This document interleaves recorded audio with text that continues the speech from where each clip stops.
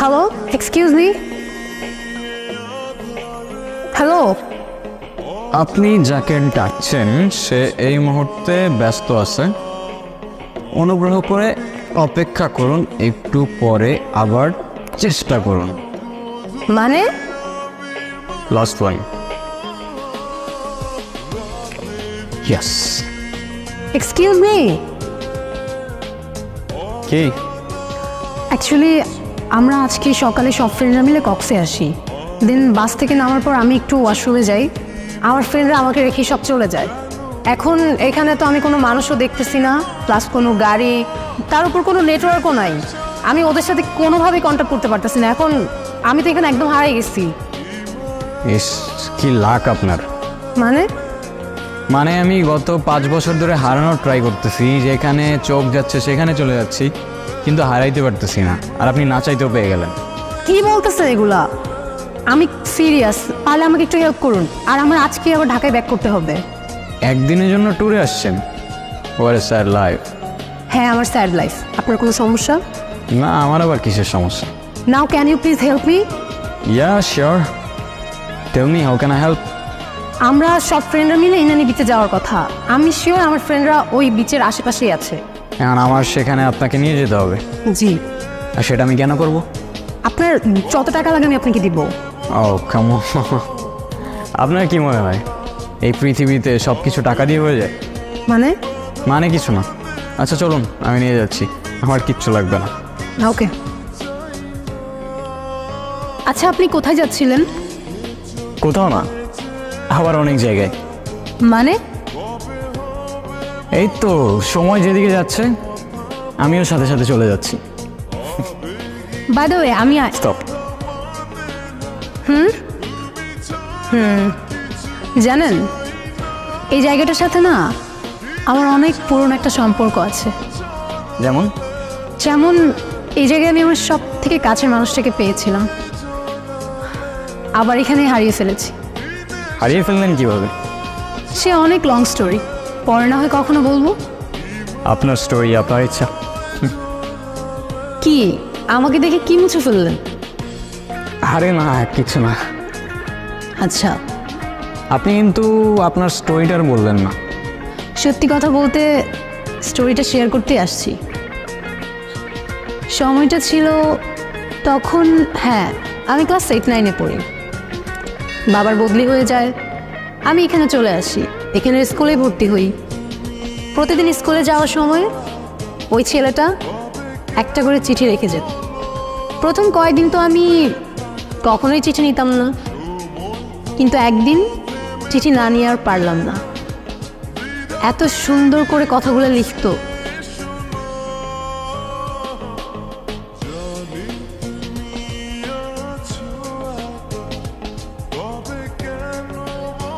চিঠিতে যে ফিলিংগুলো ছিল সেগুলো এখনকার হোয়াটসঅ্যাপ মেসেঞ্জার জেনারেশন কখনোই ফিল করতে পারবে।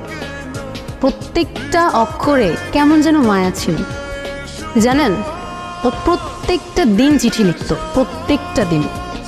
আর এত সুন্দর করে চিঠি লিখতো, আগেই তো বললাম, মানে ওর প্রেমে পড়তে আমি বাধ্য হয়েছি। ইন্টারেস্টিং। আচ্ছা তারপর কি হলো? তারপর আর কি, ওর সাথে সাথে আমিও ওকে চিঠির উত্তর দিয়ে আসতাম। এরকম করেই কাটছিল। আমি ওকে না দেখেও ওর মায়ে পড়ে গিয়েছিল। ইউনো, আপনি যখন স্টোরিটা বলতেছিলেন না, আমার ইমাজিনেশনে সব কিছু ভাসছিল। I don't know why. আচ্ছা, আপনি কিন্তু আপনার স্টোরিটা আর শেষ করলেন না। আমার স্টোরি বলে শেষ করা যাবে না, আর ওকে নিয়ে যতই বলি ততই কম হয়ে যাবে। আচ্ছা, তারপরও কেন যেন আপনাকে খুব বলতে ইচ্ছা করছে। লাইফ কিন্তু একটাই, যেটা ইচ্ছা করছে এখনই করে ফেলুন। কে জানে পরে আবার সময় পাবেন কি পাবেন না। ওর সাথে আমার প্রতিদিনই চিঠি দেওয়া নেওয়া হতো। ওকে কতবার বললাম আমার সামনে এসে দেখা করতে, ও কখনো করেনি। কেন করেনি জানি না। তারপর তারপর আর কি, বাবার বদলি হয়ে যায়, আবার ঢাকায় চলে যেতে হয়।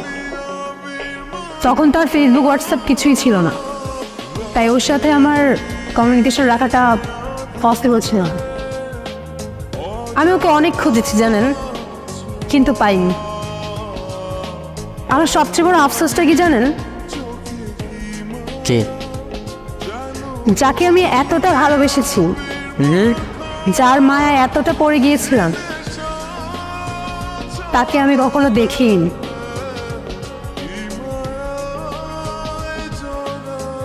আপনার চোখে পানি কেন? কিছু না, এমনি। আপনি ওকে খুব ভালোবাসতেন তাই না? তাহলে ওই ছেলেটাকে বিয়ে করছেন যে? ওর সাথে আমার ফ্যামিলিগত বিয়ে, ওই যে দেশি কালচার, বিয়ে তো একটা করতেই হবে, সেটাই করছি। ভালো থাকবেন? হয়তো। আচ্ছা, আমার না চলে যেতে হবে, আমার হাতে আর তেমন সময় নাই। আমার আজকে রাতেই ফ্লাইট, মিস করা যাবে না। চলে যাচ্ছেন? হ্যাঁ। ও, I have something for you. কি?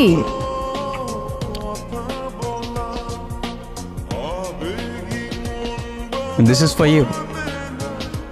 আমার জন্য? আমার জন্য হয় কিভাবে? আপনার সাথে তো আমার আজই পরিচয়। এটা কিনলেন কখন? আপনি মজা করছেন তাই না? সময় হলে ঠিক বুঝতে পারবেন। আসি, ভালো থাকবেন, নিজের খেয়াল রাখবেন, আর ভাগ্যে থাকলে আবার দেখা হবে।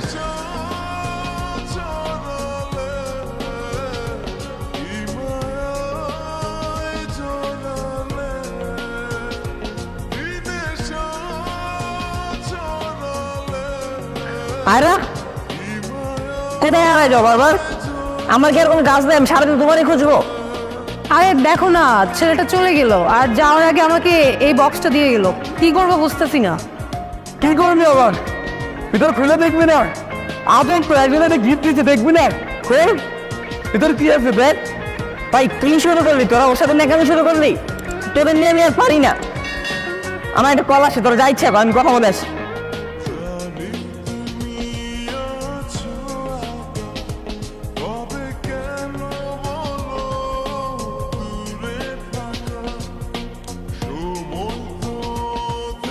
নীরব?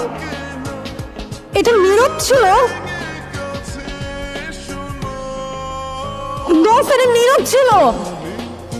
আমাকে শুধু নীরবই আরো বলে ডাকতো। আমি কত খুঁজছি তোমাকে, কতবার খুঁজছি।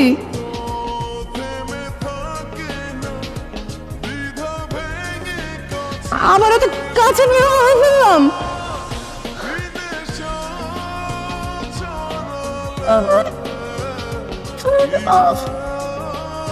আরও আমি ছোটবেলা থেকেই খুব ইন্ট্রোভার্টেড ছিলাম, কারোর সাথে কথা বলতে পারতাম না, আর সেখানে আমি তোমায় ভালোবাসতাম। কীভাবে তোমার সামনে গিয়ে দাঁড়াতাম আমি বুঝতাম না, কিন্তু আমি সেদিন এসেছিলাম। আমি এসেছিলাম, তোমার চিঠিটা পড়ে সেখানেই দাঁড়িয়েছিলাম। প্রতিদিন আগের মতোই চিঠি দিতাম, দাঁড়িয়ে থাকতাম তোমার অপেক্ষায়, কিন্তু তুমি আর আসনি, কখনো আসনি। কয়েকদিন আগেই তোমার খোঁজ পেলাম, শুনলাম তোমার বিয়ে হয়ে যাচ্ছে।